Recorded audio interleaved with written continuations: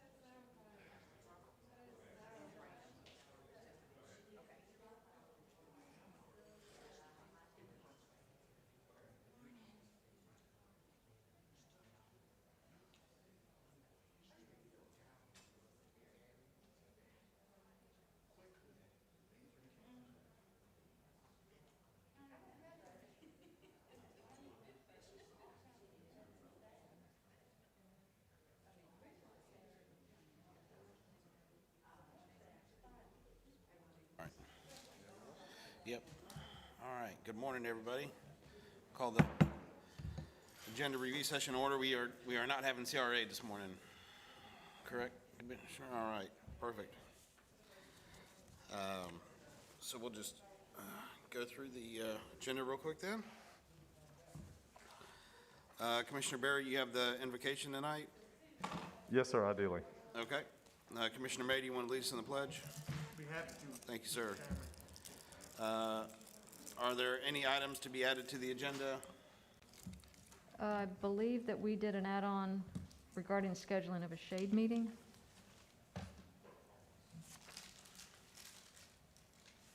I'll verify that. None. Okay.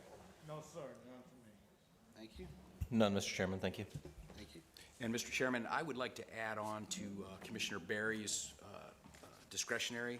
Commissioner Berry, do you know when that event is going to take place? I typically support it, and I know they reached out to me, and for whatever reason, I don't know that I got it up here, but do you know when that happens? So historically, it has been a late May, June event. Okay. In 2020, we ended up doing it in August because of, what was going on with COVID. My expectation would be a late May, June event again. Okay. I have not heard of a date yet, and I'm not sure that there is one set, but. But okay, Yes. but you have no problem with me adding on to that? Oh, that'd be great. and Okay, I I'm know going to it'd be piggyback appreciated. on that. Thank you.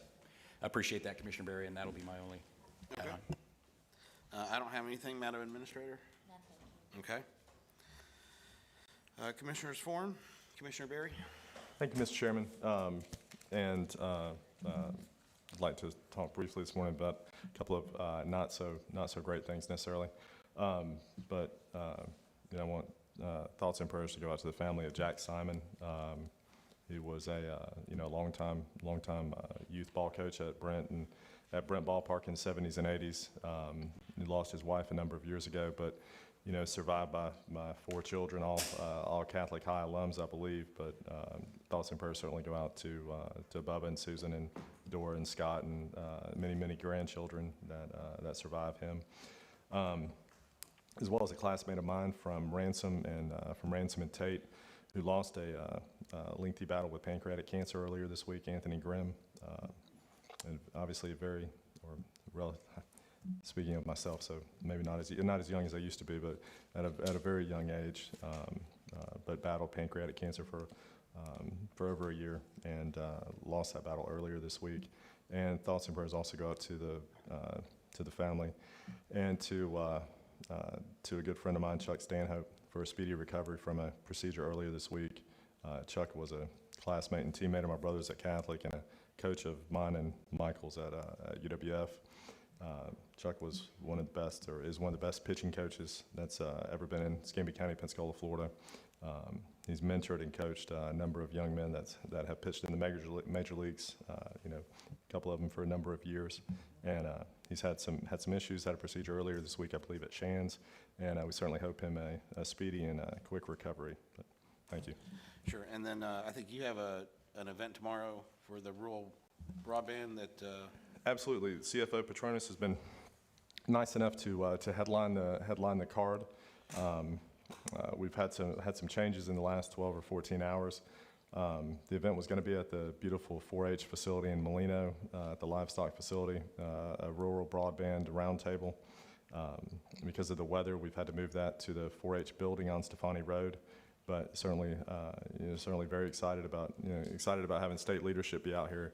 Very appreciative to Charter Communications for really putting the discussion together, and for the folks that are part of the roundtable taking part in that. And I'm excited about what the outcome might be.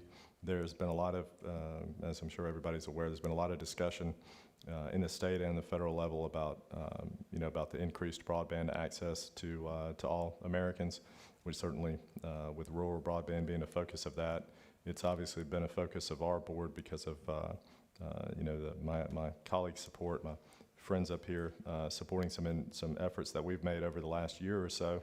And it may be one of the times that Escambia County or the BCC was at least a little bit ahead of something, because we have some work in place, some product in place that can now accommodate potentially some state and federal money that may be coming down the line. So that's a good thing. It's unfortunately been mine and my good friend, colleagues' experience that's not the norm necessarily. We're usually trying to catch up with things. So that's very exciting. Thank you, Robert, for asking. yeah, so of course, it's on the statewide. I think we sent our report to the state, and also had a chance to meet with the editorial board of the P&J with FAC, somewhat highlighting some of the efforts that we did, and I made sure that they had gotten a copy of that report, because it clearly shows, and I let CFO Petronas know that it's not just a north of I-10 problem that we have here, and Absolutely. So although it says rural broadband, it's broadband across the county. So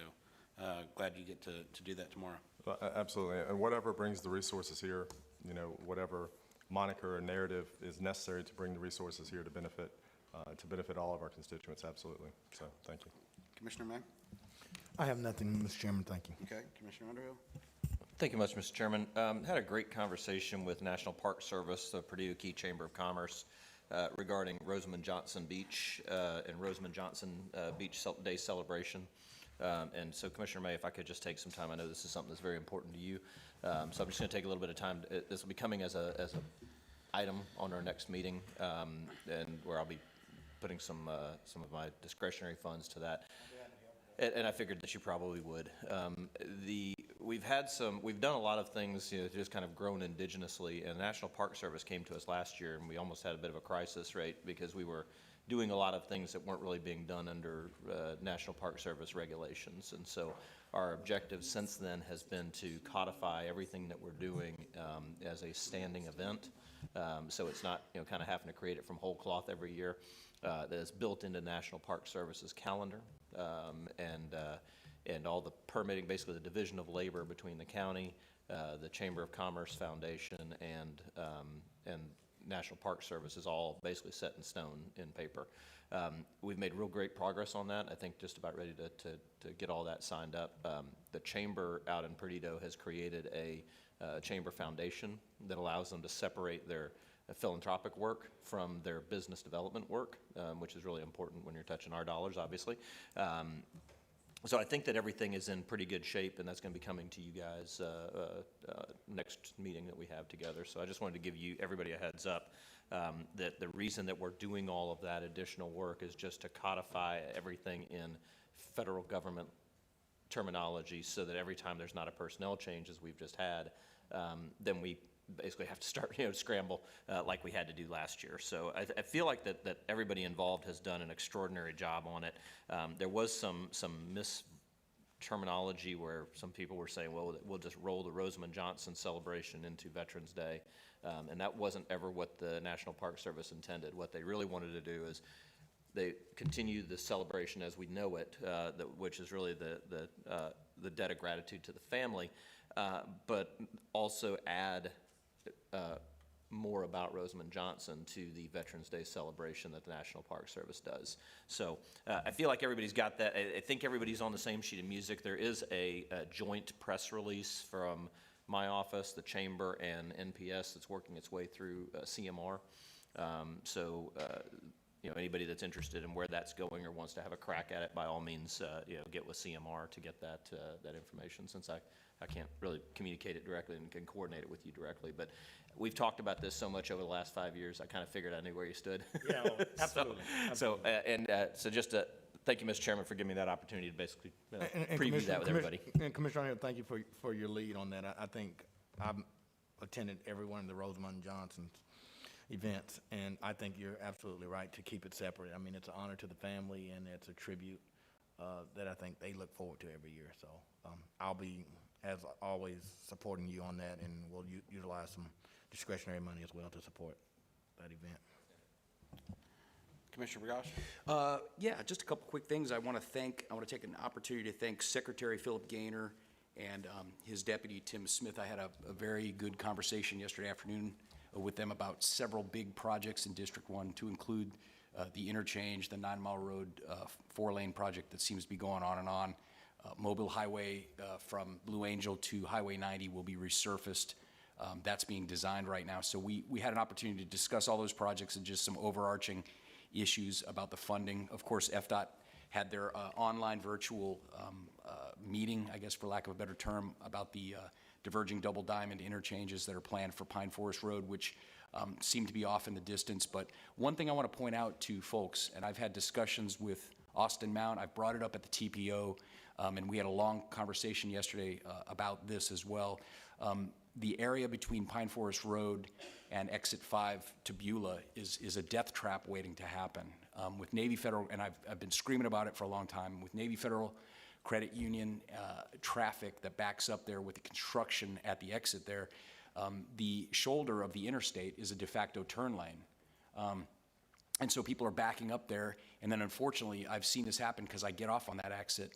Folks are not paying attention to what is going on, and then they realize they need to get over, but there's no place for them to go. And so I've seen folks stop in the interstate, there's going to be a tremendous collision there. It's going to be, because these semis are going by at 75, 80 miles an hour. Anyway, the long and the short of it is, as I travel through Santa Rosa County, I see that FDOT has installed temporary turn lanes on the shoulders of the interstate leading to Avalon Boulevard. So I pressed them pretty hard, and they're going to move forward with that here. And they should have done it a while ago, frankly. They were able to do it very quickly in Santa Rosa County when the bridge went out. I was told the reason for the difference there was because there was a state of emergency with the bridge out. Well, so far as I'm concerned, there's been a state of emergency between Pine Forest Road and Exit 5 in my district for a long time. So that's coming. That's being pressed for. I understand Administrator Gilly asked about it recently too. Thank you for joining in on that. But yeah, we've been pushing for that for a long time. And so I appreciate those guys, their time yesterday. I also want to shout out to Todd Humble and Laura Cole and staff. We are going to have a great groundbreaking ceremony this coming Monday at the site of the first public library in District 1. It's at 6425 Mobile Highway. It's a former Wells Fargo bank building that we purchased, nearly 4 acres of property. It's going to be a fantastic event that we're coordinating with Bellevue Elementary School, which is right across the street, and we're going to have a number of students participating. So it's going to be a great event. The community's welcome. It starts at 1 o'clock, and I just appreciate staff putting that together. Thanks, Mr. Chairman. Mr. Chairman, if I may. Regarding the diverging diamond thing, for those that have not had an experience with one, the Malbus interchange, it's only 45 minutes from here, just before you get into Mobile. I'll admit it's a little peculiar. I went through it this week. It's a little peculiar when you first approach, and then the second time I went through it, I realized the amount of traffic that goes through it rapidly is pretty impressive. It is impressive. So they actually do work, and it does require a little bit of retraining on the driver's part. But for those that want to actually experience it to form an opinion, the Malbus interchange is only 45 minutes away, and it's a pretty good way to get a grasp on exactly what we're talking about when we talk about a diverging diamond. Thanks. Yeah, and I've gone through, I used them in Atlanta about 2 years ago. And it's a little different. It's a little different, but it's in a safe, you know, it controls it. And it does help when you have high traffic volumes that are trying to make a certain, almost reverse what we want to do, you know? So turning left in the mornings and stuff like that. So, it's, yep, sounds good. Look forward to them looking into that. We also really need an overpass there, an exit on we'll take that too. Absolutely. So, an interchange. Anyway, I want to thank the road department, road crews, solid waste, and Glenn Griffin for working the District 4 neighborhood cleanups these past 2 weeks. Continually hear from residents how much they appreciate it. We're able to do it this time, not immediately following a hurricane, which helps things a little bit. But it's just getting, I think we had 119 tires that we did in one day.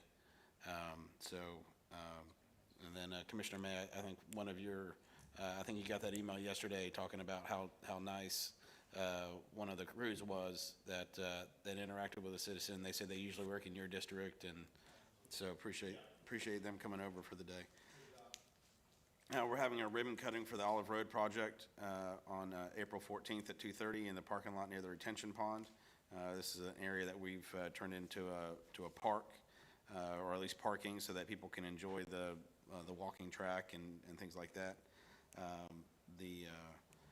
Want to recognize our volunteer, I guess they typically go by Tower 7, but it's Ladder 7 right now, that made a rescue on Sunday evening after some smoke had been determined coming from a building, and after investigating with the neighbors, they found out that there was possibly somebody still inside, and made entry and found her with some injuries due to the smoke. So they were able to get her out and resuscitate her, and I think things are going better. So, and then of course, want to recognize that the Masters starts today. Excited to have that and see a big event with the patrons are back. Also, happy belated birthday. Oh, thank you. I think it's Sally's birthday today, I saw. So, yeah, we should have a cake in the back later. Oh, great. Thank you. So, Madam Administrator, you have anything? No, thank you. Okay, perfect. Okay, I have, some presentations for David Dotson, who served on the Marine Advisory Committee since 2002. And then also Nan Harper for her service on the TDC. We have some proclamations tonight. I think Michael Rhodes is doing the Employee of the Month. Commissioner May, will you do the proclamation for Paulette? Absolutely. Thank you, sir. For C, do we have anybody already? Commissioner Barry's doing C, great. D? Separate event? Okay. E? Okay. So we're trying to get somebody to attend for tonight for E, but if they're here, Commissioner May, do you want to do the Fair Housing Month? Okay. Okay, perfect.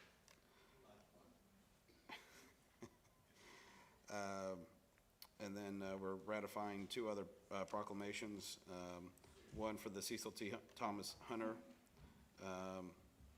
And then, and Commissioner May, I think you've already presented that one. And then I presented the one to Paulo Guillo, who retired last Thursday on his dedicated service to the Island Authority. All right. Written communication. Mindoro circles back. Yeah, then, Commissioner Underhill, was that the one that you were? Yes, it is. And in review of the entire case, I found that most of what was said from the podium was not supportable by the data artifacts that the county staff was able to produce. Also during that time frame, we saw what I think is a really good example of how to solve these issues where somebody has been collecting fines put in place by magistrate. And we saw it up in Commissioner Barry's district, with regard to, obviously, a much, much larger scale project. But they went back to the magistrate and said, hey, we got a solution for fixing this. Can you suspend the fines? Okay. I think that because these fees were put in place by the magistrate, and because there was really absolutely no effort to comply until such time as the individual, the violator, wanted to sell and make a profit on his property, you know, the citizens of that neighborhood they suffered. They suffered through the condition of that property for a very long time, and the effort was not made until it was beneficial to the violator. So my motion today will be to, well, I won't be making a motion to provide any relief, but recommending that the individual go back to the magistrate. And you know, he's basically blown off the judge for years. You know, you want to get right, go get right with the guy that you, with the body of law that you have blown off for all this time. Okay. So whether there's any support for that or not, I don't know, but I mean, that's definitely my position on there. There really is nothing that indicates wrongdoing on the part of staff. There's nothing that indicates that an individual, a reasonable individual, wouldn't have known that all of this was going on. And all of the evidence supports that the violator basically just blew off the process and ignored staff and magistrate. Perfect. All right, thank you. And thank you for getting more information on that. Did the clerk's office receive proofs of publication? Mr. Chairman, we have received all proofs.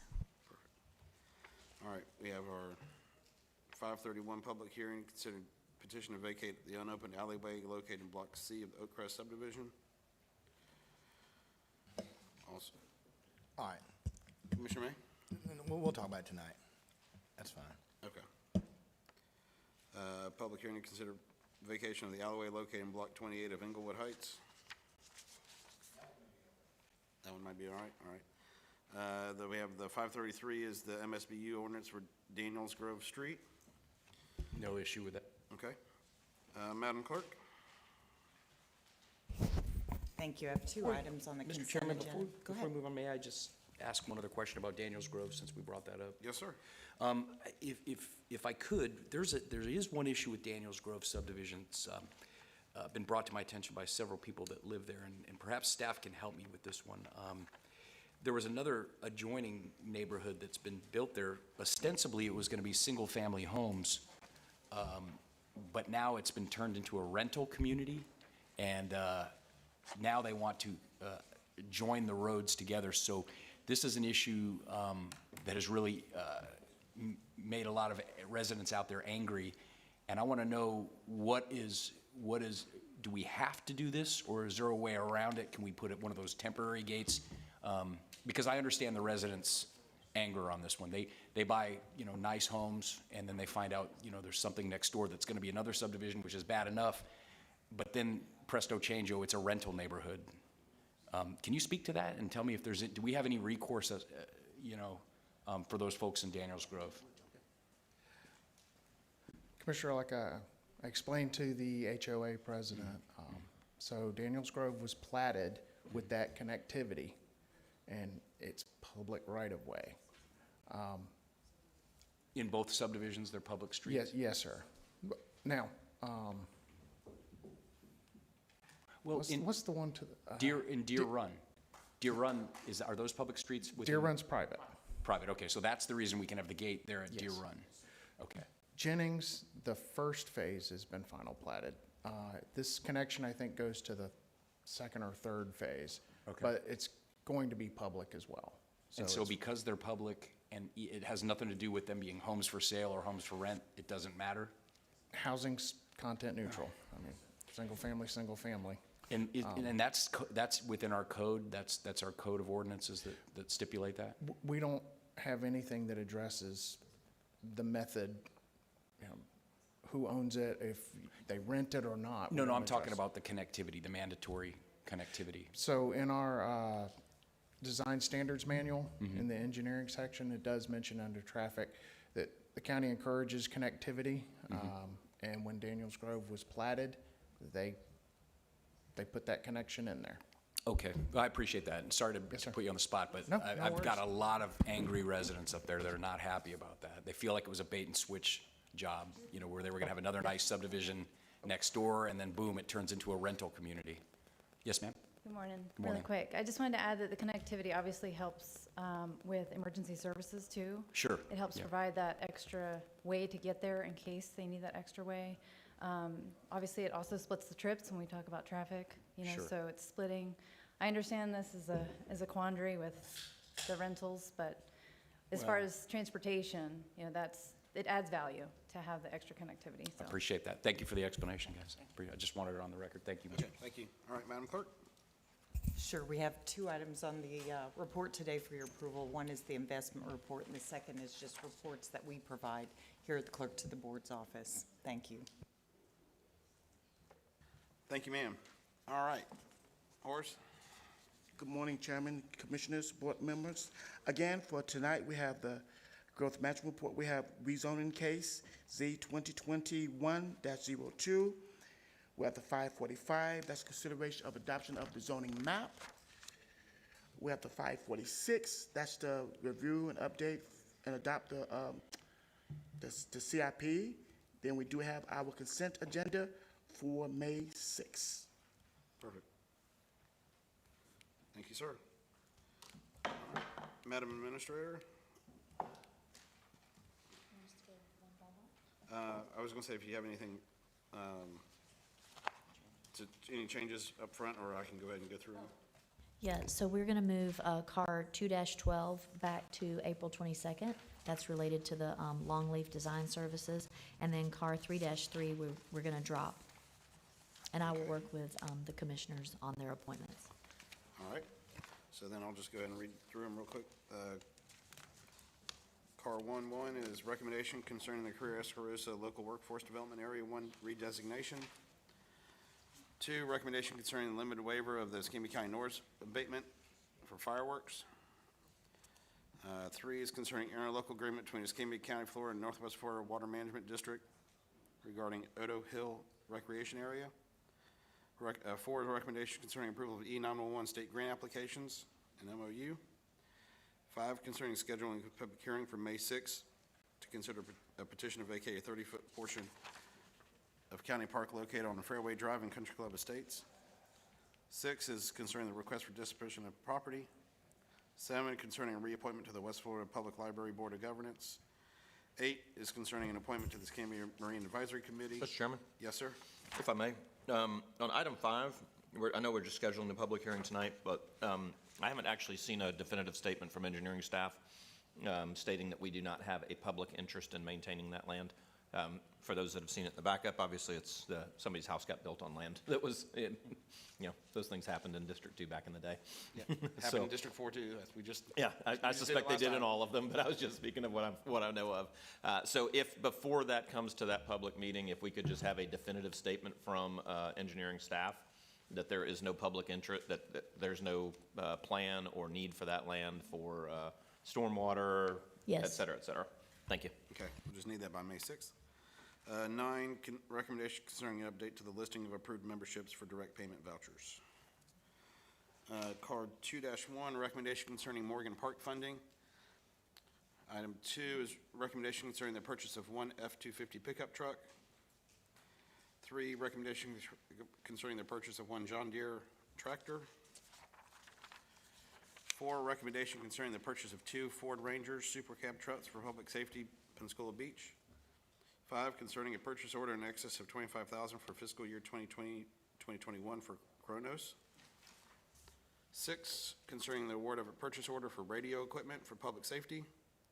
7, recommendation concerning hazmat equipment purchase from GSA. 8, recommendation concerning the approval of a research services agreement with the University of West Florida. University of Florida for the PPBEP.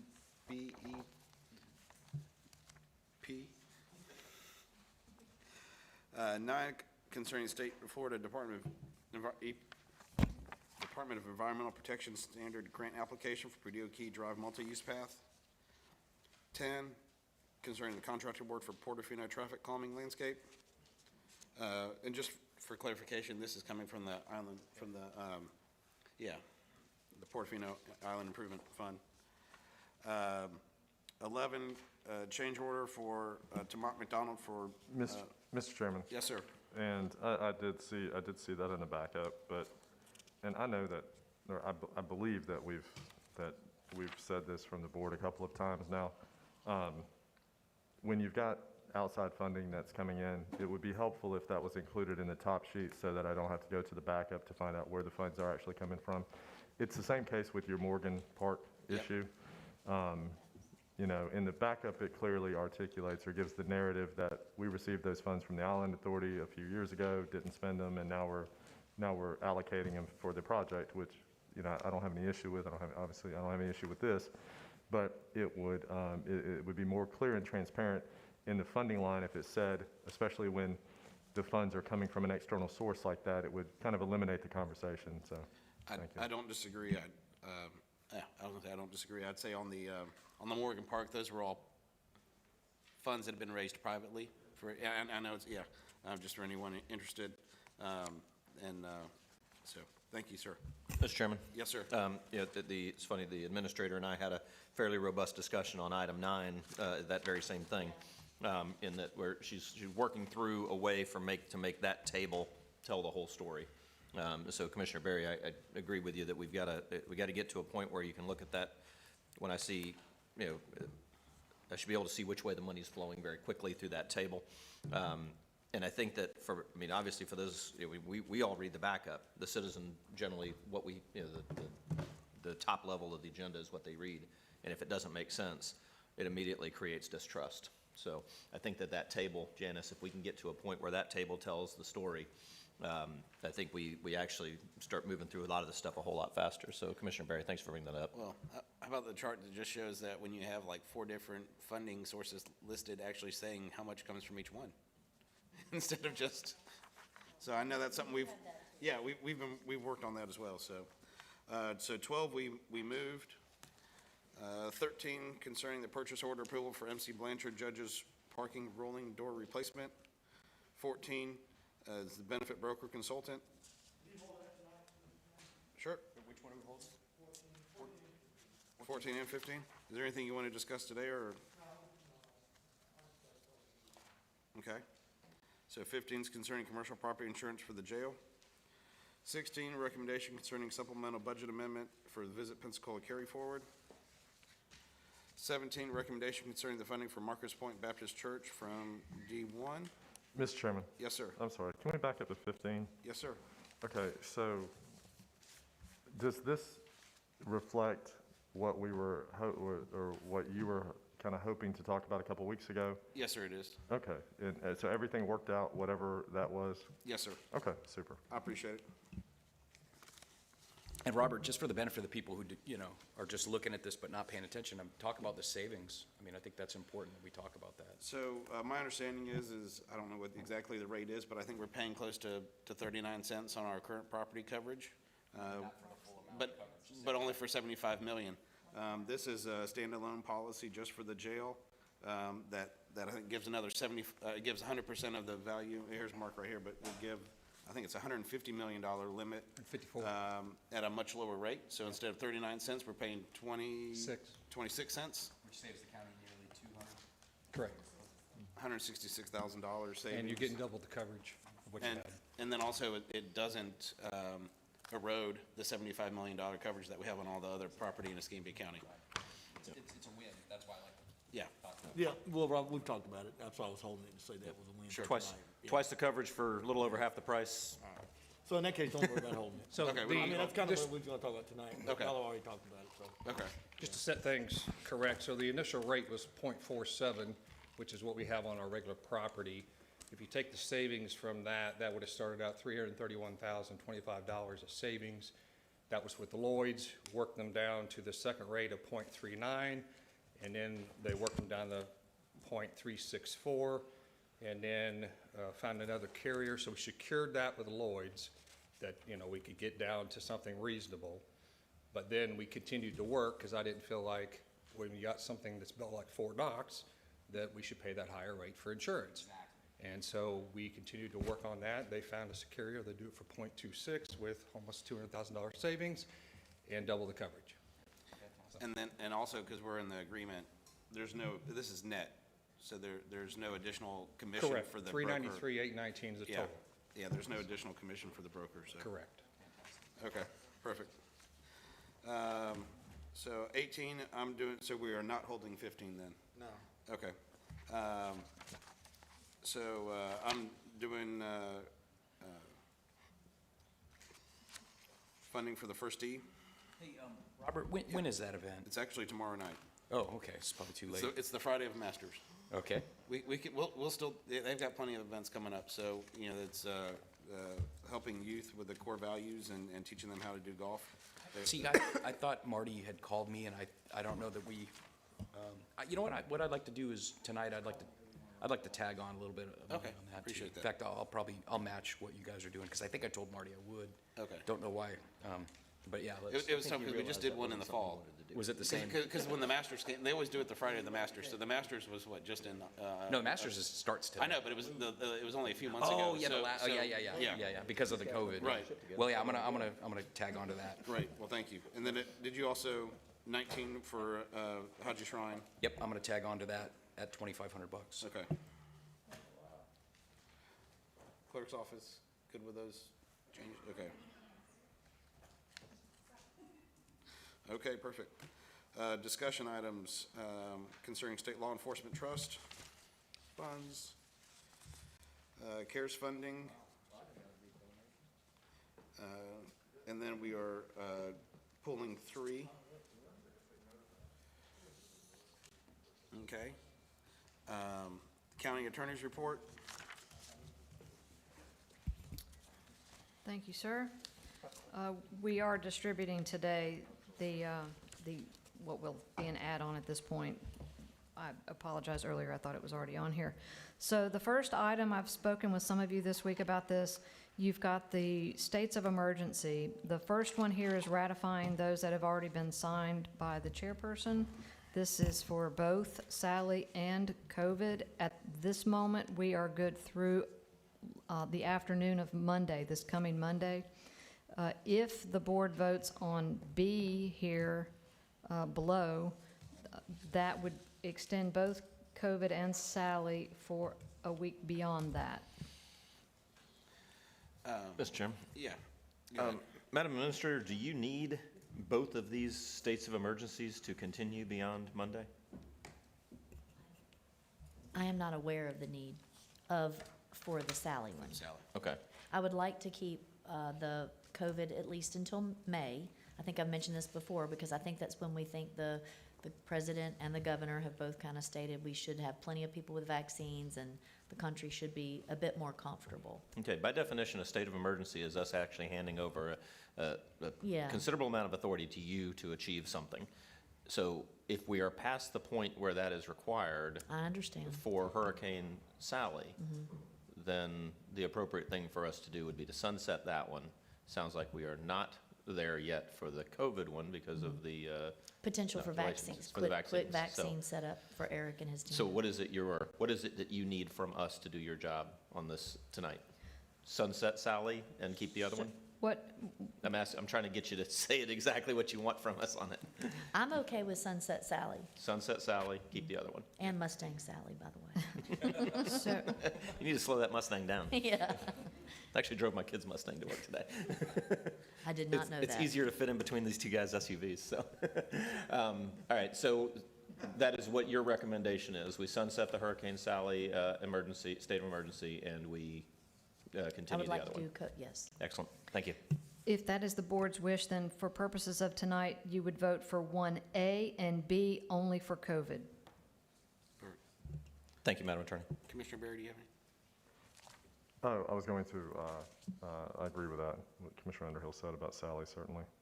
I mean, all right, I mean, I guess the COVID thing's fine. I don't know. I mean, is that really necessary? I mean. And is it really Yeah, I mean, necessary? is there, I Well, don't really I- see what latitude you need by that you don't already have, or that the board hasn't already supported the vaccination funding to the extent, I don't see what the need for the emergency order is.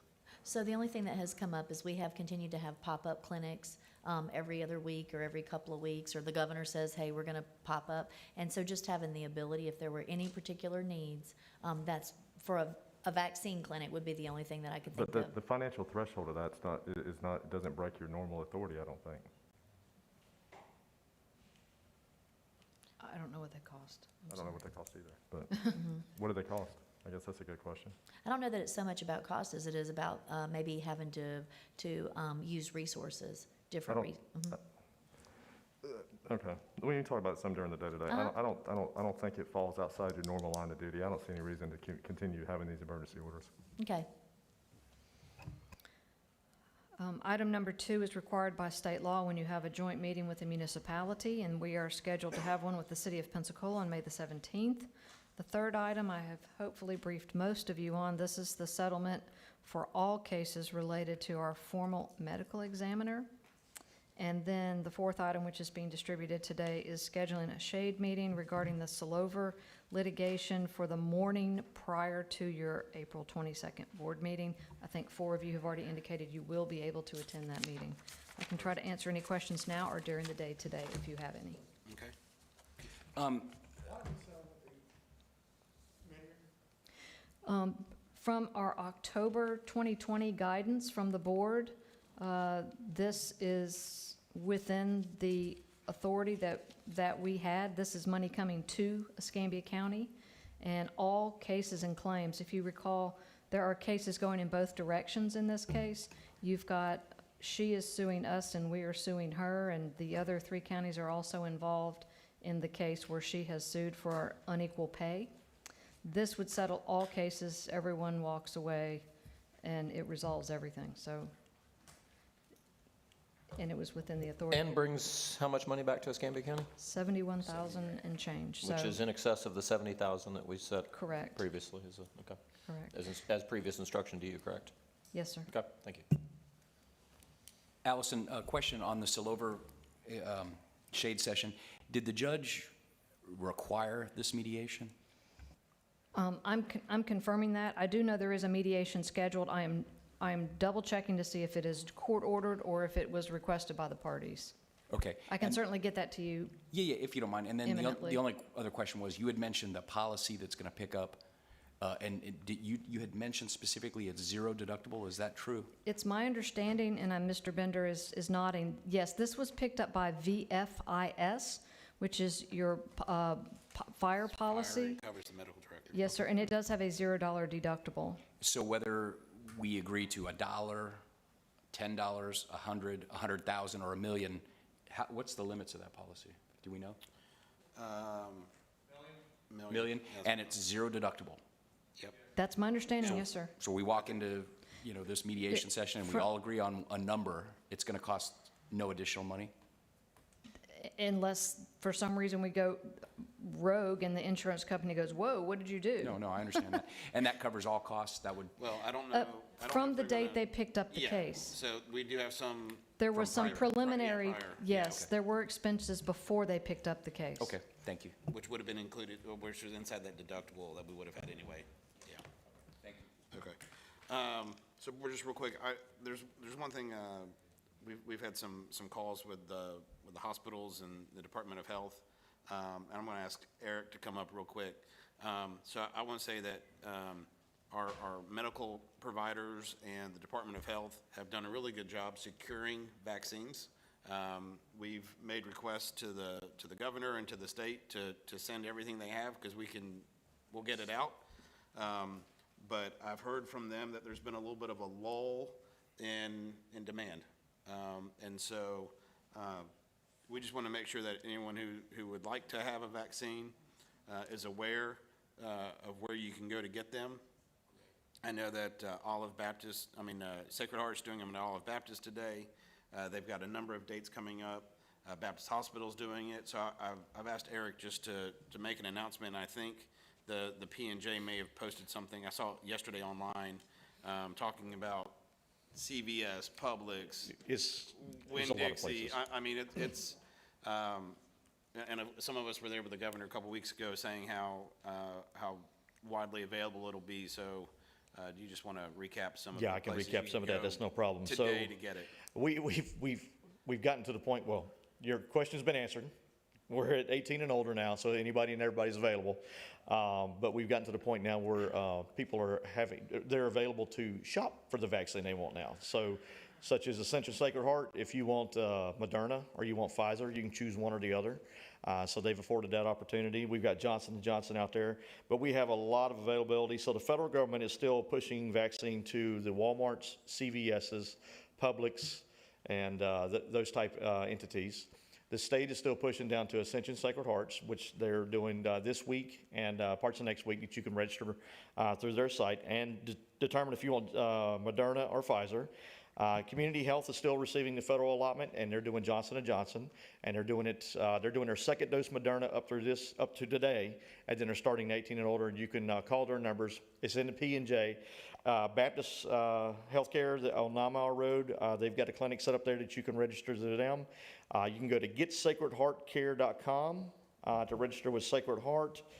You can go to easyschedule.com to schedule with Baptist, or call 850-908-SHOT, and they're doing Monday through Friday, 8 a.m. to 5 p.m. Community Health Northwest Florida, you can call them directly at 850-439-3358, and they're doing clinics in person at their Jackson site and at Brownsville Community Center, and they're doing predominantly Johnson & Johnson. A lot of people are wanting the one and done type shot, so that's available through Community Health. And then, of course, the Escambia County DOH, they're doing theirs, and you can go to myvaccineflorida.gov or call 850-595-6554 for registration. For CVS, Walgreens, and those, you're going to have to go to the commercial sites, their sites, and register through them to get it at their site. So, last week we received 2,500 doses from the state. This week we received 8,500 doses. Nice. That's not to include with Ascension Sacred Heart and the other hospital, or direct receive, and the federal government pushed into the county. Next week, we're going to see an increase of that as well. So we're starting to see that increase go. So I think the main points here is that we've been very mindful in ensuring that we utilize the supply that we get. Yes. I think the number of doses that we've maybe lost, I mean, of course, you're going to have some, but I think it's far lower than where we've seen other parts of the country, and so we want to be mindful of that, and that when they start to defrost, when if they have to, that it gets utilized and you don't waste it. I heard the other day that there were like 2 people left to be vaccinated, and they said, you got to come back another day because we don't want to waste 8 shots. So, Right. I mean, that's We don't want to waste anything. Right. We want to be mindful of everything we get. We want to be good stewards of it. So far we have, and because of that, we've been getting the stuff. But I got to tell you, our community partners, man, phenomenal. What we have here in Escambia County, when I get on state calls and listen to what's going on statewide, we don't have near the problems that they do south or to the east of us.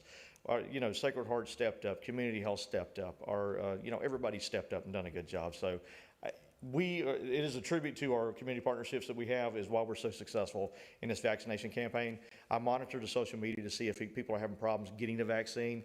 I haven't heard any grumblings. Everybody who wants it is available to get it. So. And Commissioner May, I know we almost had a vaccination going on daily at Brownsville. Yes. And of course, we've during our calls that we've had, they want to make sure that they reach the minority population. I think they've been working on partnerships with faith-based groups. So anything we can do to help you get that word out. I know you did, I think, May's message on Don't Wait, Vaccinate. I think it's important that the community knows that, their leaders are taking them, and that this is how we're going to get past this. Yeah, I understand that Mayor Robinson expressed some concerns on your call, and I know that you were there, but we've been very diligent at Brownsville and outreach. And so I did speak to Pastor Isaac Williams, and on yesterday, Sandra Smiley and I met with Pastor Lonnie Wesley, so we're going to try to bring forth some initiatives. It's good to note that 40% of the vaccinations that have been done at Brownsville have been for the minority community, and that's a huge number. I know those numbers are better than anywhere else in Escambia County and probably much better than anywhere in the state. But obviously, there's more work to be done, Mr. Chairman, and so we're digging in. Is there, I mean, again, I don't know how many people necessarily pass through the bus terminal, but is there a way to do a pop-up at the bus terminal? I mean, I know that they need, we need to monitor them for a little bit, so I don't want them to necessarily miss their bus, but, And that's one of the things we talked about on yesterday, that we got to start doing remotes. I mean, possibly remotes in some of our housing areas and. I was going to say, community health is going to be instrumental to help us getting into those communities Yeah. that you're talking about. So I Yes, sir. think Saturday, we're going to go to Fricker Center to address the Addis Court, but I think it would be great because I know that Community Health did go out to the Washburn Center to do it, the Johnson & Johnson for the homeless. So I think that would be a great idea, Mr. Chairman. We could definitely look into that. yeah, try to get the Johnson & Johnson so we just get them. One and done. Yeah, one and done. Yeah, You so don't wanna do And two. then they're done. Yeah, they don't have to come back. We don't have to try to meet up with them again. If you'd set some time, Eric, and maybe for us to get on a phone call with Ms. Smiley. Okay. I'd be supportive. I mean, I think that's a great idea. Perfect. Eric, have we, all of our employees, have we set up any vaccinations just for county employees or? Yes. So working through HR to get the list of anybody and everybody who wants to receive it that had not got it in the previous stages. We've got the list. DOH is scheduling those, our employees now. Today and tomorrow, they should start to see start get their vaccines. And one of the things we mentioned yesterday, Eric, that I think we should at some point try to target our educators, our teachers, and the bus drivers, and all those who work in the school system, if there's some way in which we could help them. Okay. I mean, just target. I know Ascension Sacred Heart helped us out with that on the front end. We can check through the school district again and see who's missed and try to get those people. We're actually going to try to do an afternoon pod or a weekend pod again. That Well, way we 'cause I get know those some of the people. teachers- You can't get off during the, Yeah, they during the can. middle So of the day. some of the so. teachers have called me and they're having difficulties. Got it. And particularly, even at Brownsville, we didn't have, this past week, we didn't have walk-ins, we had second shots. Okay. But I think that there is a desire for not only teachers, but for bus drivers and kitchen personnel and support staff. We'll work with them. If we That's could no work problem. with, I guess, Sean Dennis or Sheena Payne or somebody at the district, that would appreciate it. And Eric, I know we're doing a great job getting the vaccines out, and I just wanted to ask, for folks who, might come down with symptoms, the testing piece, I know that's, some of the sites have closed down as we ramp up the vaccination, but I had an employee that works for me out at the base, had really bad symptoms, and he was kind of struggling to find a location. He went to his primary care doctor and eventually got a rapid test, but where is the county still providing the lab tests for folks who perhaps haven't been vaccinated yet and might still be at risk? So CVS is still doing the test. You can go to a CVS site. They've got the external, you see a little building outside of CVS's. There's 2 or 3 of them in the county that CVS does testing Okay. here. A lot of the primary care physicians have picked that up and started doing a rapid test with your primary care physician. So if they haven't, CVS has it. I know Sacred Heart was scaling that back, concentrating all their efforts onto the vaccine.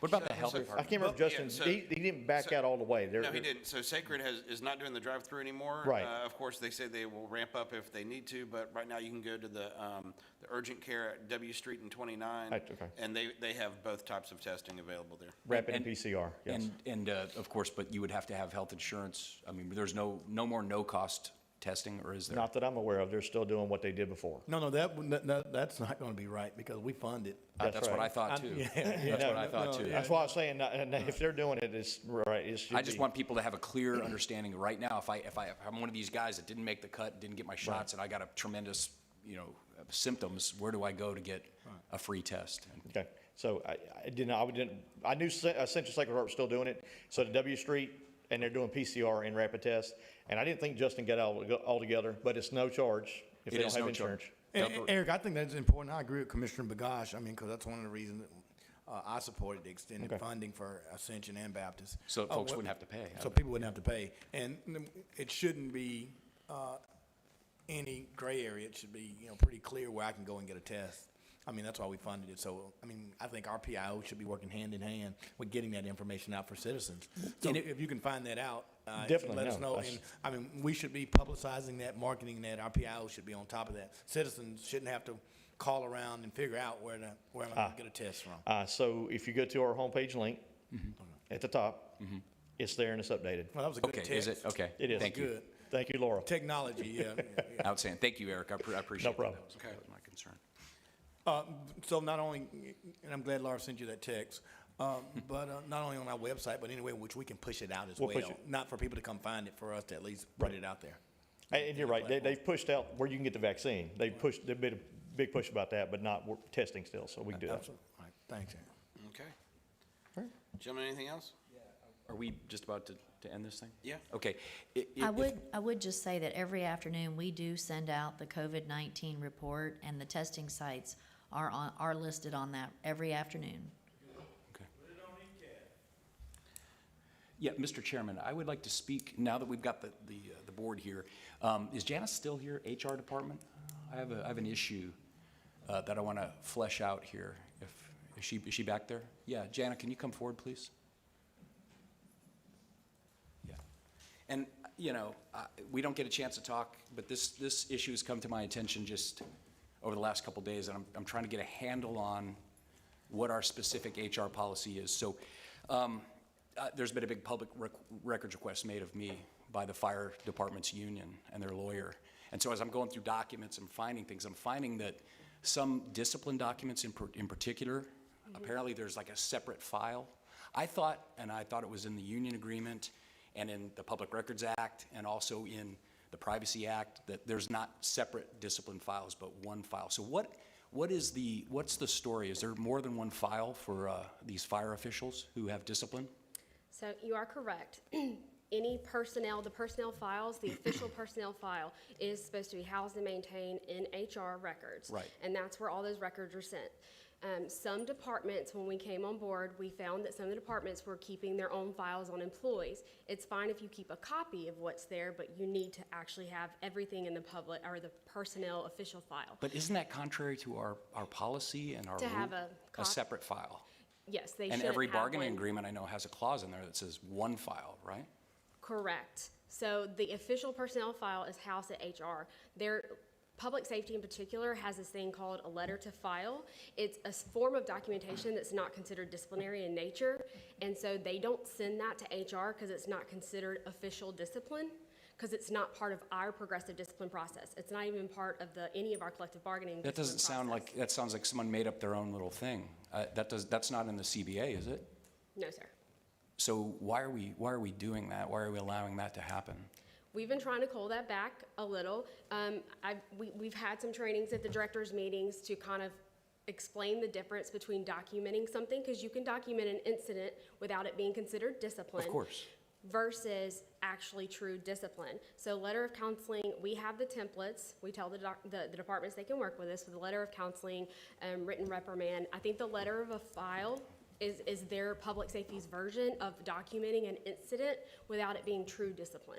Well, I think we need to standardize that, and I'm not picking on fire. I just, they made a records request, so I'm going through it, very meticulously, and all these things are going to come out and be turned over.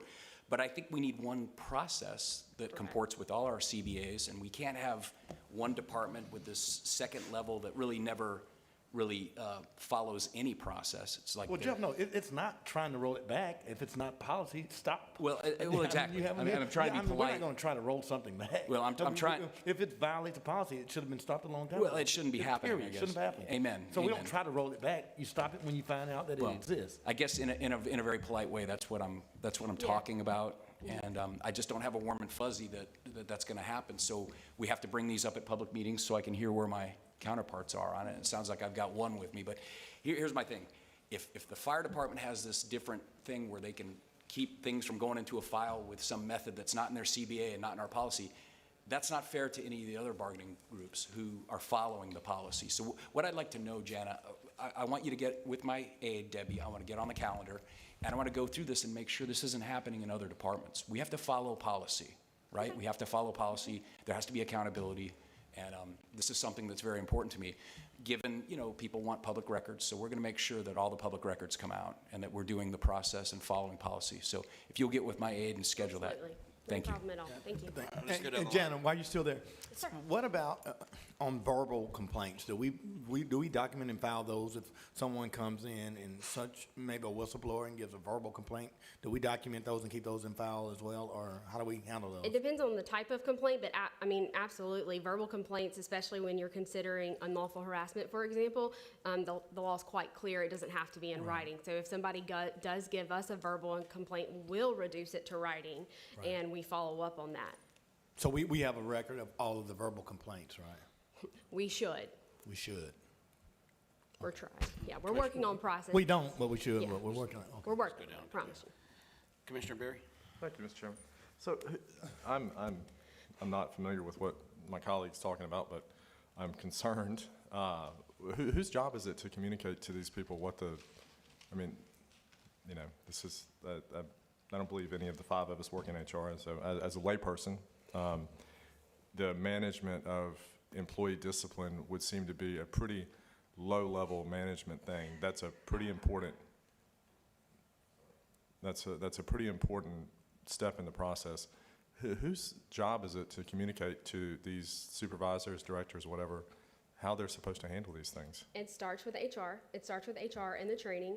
And like I stated, we've done a lot of training. There was no training prior, so when I got here, there was no semblance of training. So there was documents on employee resources pages, but there wasn't active training. So we've actively been going out to the departments and training, or at directors' meetings, giving them resources to make it very easy and straightforward on how to document an incident so you can have backup documentation.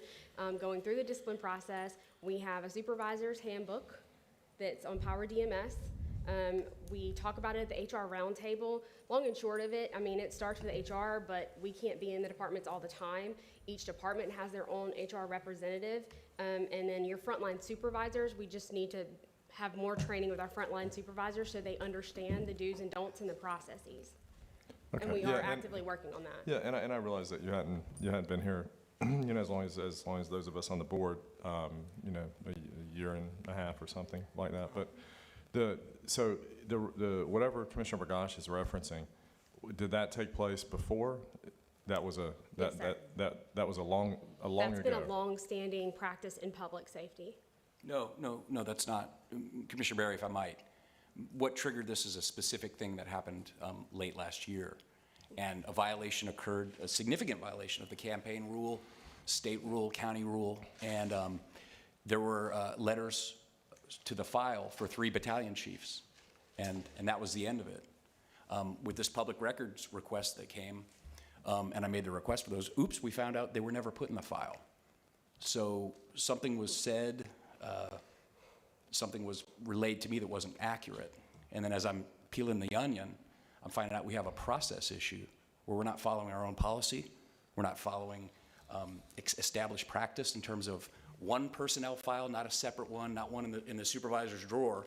And so we're gonna get to the bottom of it. But that's the issue. And it only happened a few months ago. It's very recent. It's not long ago. Yeah, I'm sorry. Yeah, That was my the question. incident, yes. The letter to file, the document that you're speaking about, Yeah. that's a document that public safety adopted a long time ago, and that is But it's not in something their that's bargaining doing- agreement, is it? Oh, it's not. And it's not in our policy. Because it's not considered true discipline. It's a form of documentation. That's the It sounds like a bunch of gobbledygook to me, is what it sounds like. But we'll get to the bottom of it. So Yeah. We're in bargaining right now. We're gonna get to the bottom of it. So my question, so whatever Jeff is talking about, that was a long time ago or that was a few months ago? It was established, the letter to file, the template, and the version that they use, the practice that they have to document incidents that happen without it being considered discipline is called a letter to file. Now, that's not that the letter to file will never be used in discipline, so when true discipline does come across HR, we might have provided to us several of these letters to file that document that there's been an ongoing pattern. Janet, I'm sorry, it's not a trick question. Is what he's talking about happened 3 months ago or a long time ago? The letter, whatever letters This he's talking about. particular letter to file happened, I guess, several months ago when 4 months Mr. ago. Rogers 4 was still months. here. Okay, yeah, well, I mean, it wasn't a trick question. That was all. Okay, all right. Well, Madam let me Administrator, just ask, I- let me ask a simple question. I've requested it, and I've got 3 letters that appear to be disciplinary in nature. Letter to file, describing the incident and what is expected, with 3 names on it. But these documents are not in the personnel files for these individuals. How does that happen, number 1? And number 2, are these public records, Allison, if they've never been put in the Yes. file? Yes, they're still But is it definitely. fair to these guys if they've never Definitely been put in the public file? records. They are definitely public records. Whether or not they carry with them the effectualness that's on the title of those documents is another story. But if you put them out and it says, it looks disciplinary, but it wasn't, doesn't that wouldn't be fair, would it? Well, I totally agree with you, but I mean, we have lots of disciplinary actions that get appealed and get overturned. That doesn't make the underlying disciplinary action documentation not a public record. Okay, so this would be a public record that would have to be turned over. In my opinion, it's a Okay. public record. Yeah, Are they- it's It's a public absolutely record. Okay, Yeah. but another dumb question. Are they even aware of it then? Who's they? Sorry. The employees, would in The this letter case? to file? Yeah, are they aware of whatever was created? Oh, they're well aware of it, yes, sir. So they're- It's a so- common practice. So I'm talking about specifically what Jeff is referring to. That one incident. So he's saying they never got put somewhere, but the employees are aware of whatever was created? I believe so. I wasn't a part of that whole conversation, but I do believe they were, because I think that they tried to grieve it. But because you're right, it's not listed in the CBA, it's not a grievable thing. All right, Madam Administrator, very concerning. All of this is very concerning. I would hope, presume that you're concerned Yeah. about this? Yeah? Yeah, and we All right, I have, mean, yeah, we've been talking through and working on it since I've been here, and I know since Ms. Gillis. There's a degree of working on processes, and then there's a degree of saying this is how it is, and this is it. That's not something you work on. These are the rules, whatever the rules are. That's not a process. That is what is, in my opinion, that is what's supposed to happen. It's not a negotiated thing. It's not, well, this is what we recommend. This is what the rules are, and it's not for discussion or there shouldn't be ambiguity You're in correct. what's expected. So this was a situation that some of us had assumed had been resolved. We were not aware that it had not gone into the file. So we just found out yesterday or the day before that the letters had not gone into the Well, I file. presume you're alarmed then. I don't like what's been said. I presume it to be true. I don't like what's been said. So I'm alarmed. I would hope you're alarmed. Yes, I'm disappointed in the Okay. fact that it did not follow the whole process. But the problem I have, Jeff, is that when someone says this is the process, and we know the process, but Jenna, when you say it's a common practice, so it's a common practice to violate the process? So it's a common practice. There's a difference between discipline, so a letter of counseling, written reprimand, and then documenting an incident. Documenting an incident doesn't arise to discipline. So just because they call it letter to file, you can call it whatever you want to, but documenting an incident that occurred by an employee. Who has the authority to call it whatever they want to call it when we have a process? So this was handled by Director Rogers before he left. Right. But And that- Jason's only here for a couple months. I mean, Correct. But we have to correct it because, I mean, Absolutely. unfortunately, every time we change directors, administration, human Correct. resource people, there's always $1 million worth of problems, but the five of us still sit here and have to go through these Well, problems. we did provide we provided a document to all of the departments on how to document Jason- incidents. But what I want to do, Jenna, right now, and Commissioner, Barry- Jason cannot be the only person that knew what happened or what went on. So to go back to the policy of blaming, well, so-and-so's not here, it was their fault. They're the 100% recipient of this blame is insincere and Yeah, it's- generally inaccurate. He can't be the only person that knew what happened in a situation, or it's, in my opinion, it's very hard to believe that one person would be the only person that knew what Yeah, happened. he's not the only person. Yeah, and here's, And Steve, I agree, and Jen, I was trying to help you, Jeff, and I'll give it back to you. What I'm saying, if someone violates a policy, and that's a common practice to violate a policy, then someone needs to be reprimanded. And Correct. and no one has the authority, not even one of us has the authority to call something whatever we want to call it. We don't have that So authority. it's not a violation of the policy to document an incident. That's not what's a violation. What's a violation is thinking that a letter to file is part of the discipline process. If it was part of the formal discipline process, it would go to the official personnel file. here's the problem. We've had a lot of turnover. Meanwhile, back at the ranch, we all have to keep following the policy. Whether you're here tomorrow or your successor has to follow the policy, and that has to follow throughout the chain. It can't be, well, he was doing it this way, but he's gone, but now I'm going to do it. I hear what they're saying. I hear their frustration because the employees have expressed it to me as well. I've And expressed they've it. complained about it. They want the structure and they want the policy to be followed. especially when it comes to discipline. It's very important. When it's presented to these folks, these are going in the file, it's put on someone's desk, but then it doesn't go. That's the break, that's where the problem occurred. And Madam Administrator, I want this looked into. Who did not follow the process? Who specifically had this in their hand and didn't follow the policy? I don't like to bring these things public, but I cannot have this conversation outside of being on this dais. This is a big problem. You And are it just correct came to that that light because of this incident records was- request. It all came to light. The incident you were speaking to should have been formal discipline. It was not. But again, what Ms. Gilly said, that we weren't aware the process didn't complete. Commissioner Underhill? I'll let the staff speak first. First of all, I'll take responsibility for that. When Jason left, we did have a meeting with the battalion chiefs. We did agree that there would be a letter to the file. Unfortunately, I didn't know there were different files. I thought I did not know that until yesterday when I had a conversation with you and with Chief Williams. We will rectify that. But I did not know when we said letters to the file, it meant something different. Are those 3 letters going in the file, the Yes. official file? Yes, I have them in my hands Thank right you. now. Sorry, just real quick, just to clarify something. So and someone goes back to Commissioner Berry's question. The practice of having files at public safety is longstanding. That is, my understanding is. But it is not, you are, Right. it's longstanding, but as soon as we got here, we've been trying to more and more, make sure you send it to HR, it should only be in HR. HR's file should only be in HR, especially since we're starting electronic records. There's less chance of paperwork getting lost. So I agree. Everything should come to HR. They complain that, there was a long drive downtown from public safety or something like that. They're getting paid to That- drive. It's electronic Well, I now. know. I know, that's what I'm saying. Yeah. Right. And also, that's how, some files ended up walking, right? I mean, that's how files ended up walking. Well, So, these ones they were just gonna be pocket vetoed in a desk. That's what's gonna happen, unless I ask the question. Robert, I'm with you because you're bringing, trying to keep, but it's a long drive. You're on the clock. I don't care how long. As a matter of fact, you're using county gas, a county vehicle, and you tell me it's a Well, we long have drive? all fillable forms now, like, that was one of the changes I made when I got here, you can send it electronically. all right.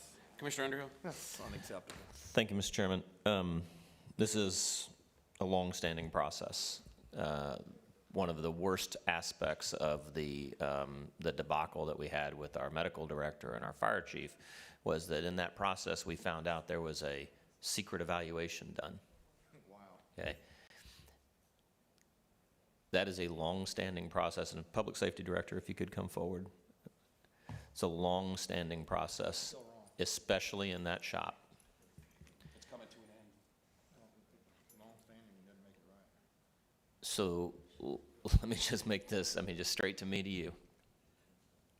Go ahead. Do this in the federal government, you get fired or worse. You have no right to put something down about an employee, and when I'm saying you, obviously your subordinates, to put something down about an employee without that employee having the ability to put his side of the story into the very same document. This practice exists for one purpose only, and that is so that you can stack up evidence against somebody to use against them later. So to say that it's non-disciplinary in nature is like saying that as I'm tying the noose, it's really not about hanging somebody. Right. Until the guy's dangling. Okay, so let's just stop lying to ourselves and everybody else. These things are, if it's being documented, and it's being documented without the individuals involved being able to put their position on it in the matter as well, it is being done for one reason, and that is to avoid and deny that citizen, that employee, his ability to rebut through the normal process. You're stacking up evidence against a guy to bury him later and not giving him and you're denying him the opportunity to speak. When that stuff gets presented in a court of law, when we get sued by an employee, the judge looks at it and that's exactly what they see. They don't even want to read that crap. No, they know exactly what happened. They know that we created that data set to hang that individual later on and denied that individual his right to speak during that process. We've used it, particularly in the department that you now lead. Mm-hmm. We have used it to build cliques, to build favoritism, to create loyalties outside of the chain of command. and it is destroying your department. Almost all of the sins and issues that have come out of that department since I've been on this board go back to this idea of how you could just basically just people knew they were out of favor, and just at any minute they were going to get hung up. The idea that we're still doing it now is stunning to me. Commissioner Berry, what was the word you used? Infuriated? Something along those lines. I'm not alarmed. I'm not disappointed. I'm frickin' infuriated. And I know you as an individual. I know your character. This ain't you. No. This does not reflect you as a leader. No. This doesn't reflect you as a person. Right. Unfortunately, it's reflecting on you right now because you're in charge of that department. And I get that. And So I don't want anybody to look into it. This stops today. Absolutely. And any of this documentation that's been created and is sitting somewhere in somebody's, basically a hit file for later use, that all needs to come to light. And if it warrants a disciplinary issue, then it becomes a disciplinary issue. If it doesn't, it doesn't. There is nothing in between. Because what's happening here is you're never resolving anything. Somebody documents what they say happened. The only reason not to put that in front of everybody who is involved is because you don't want to resolve it. You just want to hang on to that until you hang that dude. I know that does not reflect anything about nothing that I have ever had a conversation with you tells me that that's how you run your shop. And yet your shop is being run that way. It's got, there is no way that any of us can accept that morally, ethically, or legally. So, I'm willing to hear whatever you have to say, but honestly, this ain't time for words. This is time for actions. No excuses here on this end, but it will be taken back. It is not taken lightly, and it will be discussed with all management staff that this is and will cease immediately. And please understand, it's not enough just to stop. Anybody who has a document that Come they forward think with it, they're be going done to with this. produce later on, That's correct. today it Absolutely. gets produced, and it goes, and HR determines whether or not this is something that goes in the file or disappears. Okay, it didn't. If you're not willing to argue out your case and really document Right. it in the proper Then way, it's not accessible. then Right. shut your pie hole. Thank you very much. Yes, sir. And Eric, and I apologize, this is not your issue. I understand you got pushed into that department. You got handed a lit stick of dynamite. So I agree with his passion. I don't necessarily agree with what he believes the rationale is for setting these things aside and put.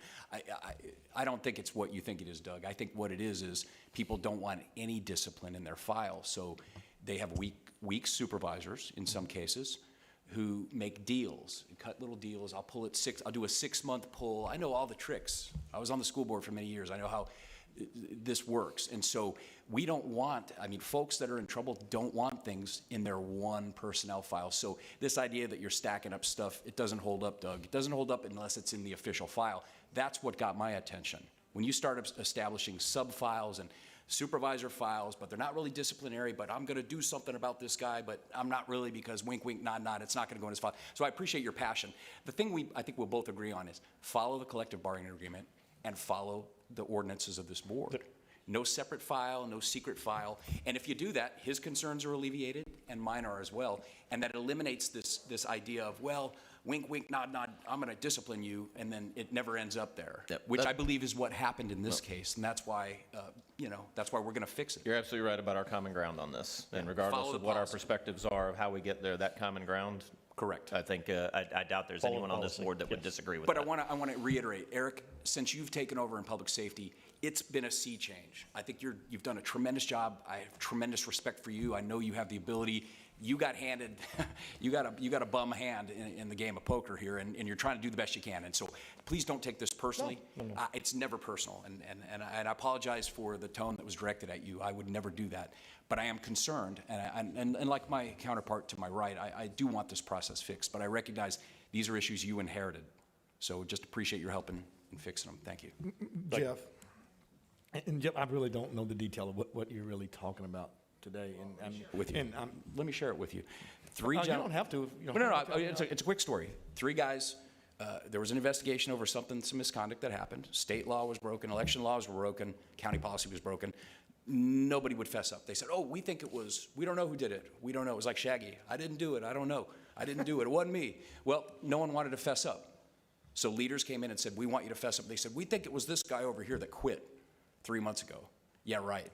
He wouldn't even pick up the phone because he quit. So no one fessed up, and so these 3 individuals were gonna be held accountable with a letter. But then apparently the letter was handed to the person who should have sent it to Human Resources, and it got put in a desk drawer. That's what happened, in a nutshell. No, and I believe, and absolutely.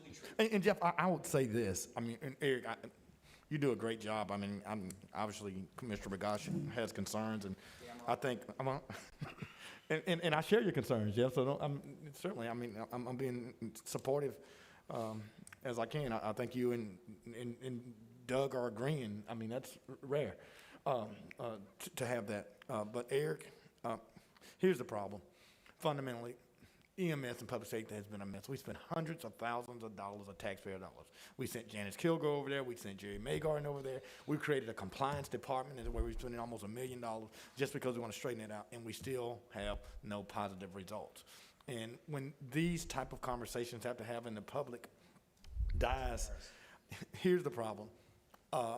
The perception is the reality of running a good old boy system, and where, that's why we lack inclusion and diversity. That's why we don't have very many African Americans there, because of this culture of entitlement and culture that things are being done under the table. And so to me, we got to change that perception if we want to be an all-inclusive county. And so, you got to have your day in your time to be able as a director. But I mean, we just can't keep waiting. I mean, I think this board has been very supportive. There's not been one time of any investigation or any money needed to clean up a department. And we're still here, Steve, 5 years later with a department not cleaned up. And that just can't continue to exist. So I do agree with all of them. But Eric, you have my support. What I won't accept is that it's fully based on Director Rogers and all the blame goes on him. I mean, it's not, you did this and we're just gonna say, don't do it again. I mean, that's why people go to jail. That's why people get speeding tickets, because they violate it. And there is a violation, then there needs to be consequences. And whatever you need from me or this board to be able to implement that discipline for people who violate it. I mean, a common practice of violating the rule mean that you violated the rule. We wouldn't tolerate that in the custodial department, the facilities department, or any other department. So if there is a common practice of doing wrong, then someone needs to be held accountable. Yes, sir. All right, I'll just close with this, is that, as someone whose wife does a lot of labor and employment work, usually, she works for the companies. It's amazing how many times that bad apple finally comes up to get reprimanded or fired or whatever, and they say, okay, well, what documentation do you have? There's nothing. That's right, because that's a separate file that never Or not even a separate file, but sometimes and Jenna, you can say, I mean, sometimes it is just, hey, I counseled the employee on this date, or you track the days they were late or whatever so that you can't have it, but it all needs to be in the file. And we do need to have one file and. Absolutely. And so, Robert, do you think, so would a verbal complaint, and I guess this is Allison, would a verbal complaint be a public record as well? I mean, because you'll have employees say, I've gone to Human Resources with a verbal complaint. Yeah, if it's memorialized in some way, such as either if it was recorded in an audio or video fashion for whatever reason, or if it was written usually what would happen in a lot of the departments is that they will memorialize a conversation after it's over and say that on this date, this is what I. Yeah. So if I went into Human Resources and made a verbal complaint and it was not recorded, is that a violation? Or are they required if someone gives a verbal complaint? Not necessarily. They don't necessarily Not have to necessarily. Depends on. But then they should go and Right. write it down and say, per our conversation, I was informed by so-and-so that. Yeah, you can't this retain it to occurred. memory. Right. I mean, And I I can't understand opened it. and- If a person comes in and complains to HR, you can't contain it to your memory. You may not even be here tomorrow. Right. I'm going to assume that HR probably gets all kinds of complaints. They keep giving me the wrong kinds of pens. I like the smooth ones, not the whatever. But yes, if it falls within one of our policies about discrimination or harassment, they should document that they commenced they opened an investigation and document what the gist of that conversation was, and then kick off under our policy all the procedures Well, that who follow. determines that this verbal complaint is valid enough to write down and take a note? Well, your HR professionals, that's what they're supposed to be doing.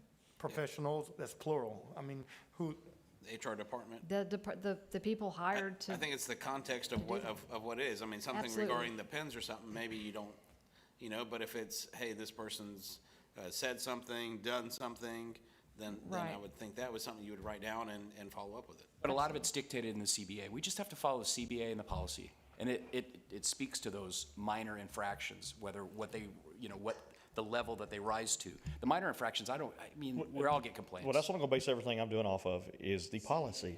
If I follow the policy, I don't have to come up here and see you guys. So, simple as that. All right, anything else? All right, adjourn.